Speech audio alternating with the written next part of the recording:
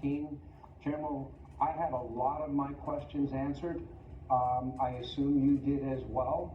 There's been a lot of assumptions out there that that President Trump and the Vice President just said are not true.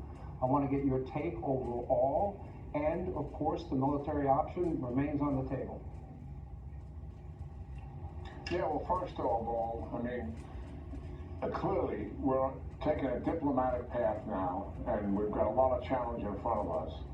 But we got to remind ourselves that President Trump is the only president of the 8 presidents had to deal with this regime that has taken consequential action to do something about their behavior for once and for all, to stop the predatory nature of what they've been doing for all of these years, from killing Americans to killing their own people, and certainly attempting to destroy the state of Israel by making the security situation that's so volatile that people don't want to live there. This has been going on most of my adult life. And I don't see any evidence, Sean, that the behavior of this regime is going to change. Just let's take a look at the last 2 months. The last 2 months we've been under a ceasefire. And what has the regime's actions been? Well, they've been attacking in the Straits of Hormuz with drones and missiles, and we've had to respond. And they've attacked U.S. bases, and they've attacked our allies and partners, all under the ceasefire.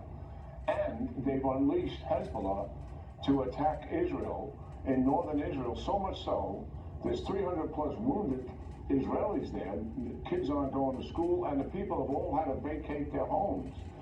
Towns and villages are completely empty because of the systematic firing that's been going on under the ceasefire for the last 2 months. That's the reality of what we're dealing with here.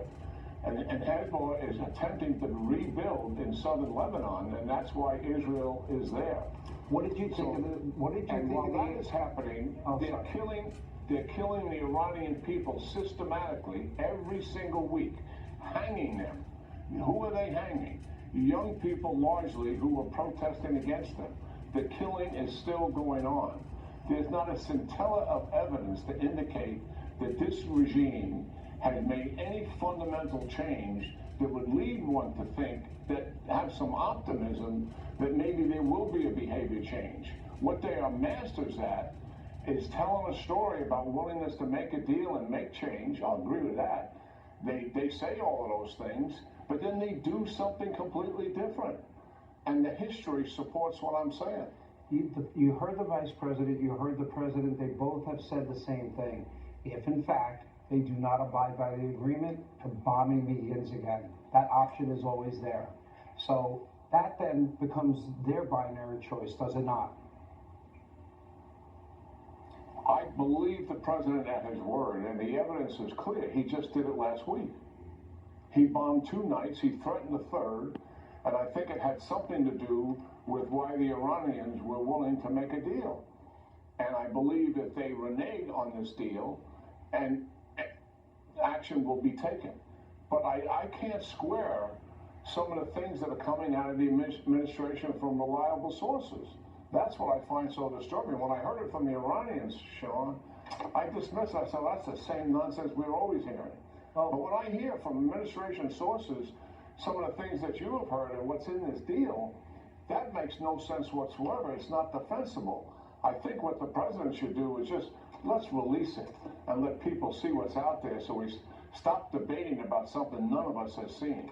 Well, you got the assurances from the Vice President tonight, and the President is giving the same assurances. So I don't know how that really changes the equation, except in the short term, and then they get nothing unless they follow up on their, quote, promises that they are making. What the administration is saying, the positions they have taken, the promises they have given, nuclear dust, as it relates to ballistic missiles, as it relates to fomenting terror, all of those issues we covered. And if they don't abide, they get nothing out of the deal. And then I would imagine we go back to where we were last week. I want to believe that, but if you have a reliable, high-level administration source saying we're not going to get rid of the dust, we're going to downblend it, that leaves them with enrichment. The Vice President just contradicted that. We're not going to take their centrifuges, and they're not going to take centrifuges out, and they're not going to take the cascades out, which means you can have weapons grade. And there's going to be a moratorium in terms of you can't have a nuclear deal for 10, 20 years, similar to the JCPOA. And the funding is real. There's a $300 billion investment fund. Who cares where the money comes from? If it doesn't come from the United States, I get that. Of course it shouldn't. But it shouldn't come from anybody. I mean, when we recovered Germany and Japan, the Nazis weren't in charge, the Japanese imperialists weren't in charge. Here, the Iranians are in charge. The killers and thugs are still in charge.